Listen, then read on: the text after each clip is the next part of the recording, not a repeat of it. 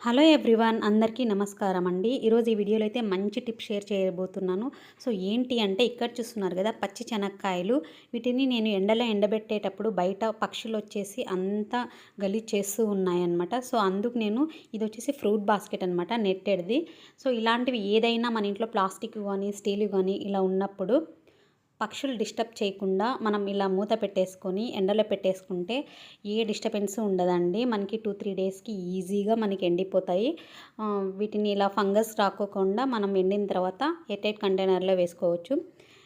ఇలాంటి fruit బాస్కెట్స్లో only చెనక్కాయలే కాకుండా కొబ్బెర, పెసలు ఇలాంటివి ఏదైనా సరే హోల్స్ తక్కువ ఉన్న వాటిలో వేసుకుంటే ఈజీగా ఎండిపోతాయి అన్నమాట. 2 అవర్స్కి ఒకసారి వచ్చేసి నేను షేక్ చేస్తూ ఉంటాను. కింద గింజలు పైకి, పైన గింజలు కిందకి వెళ్ళి ఈవెన్గా మనకి డ్రై అయిపోతాయి.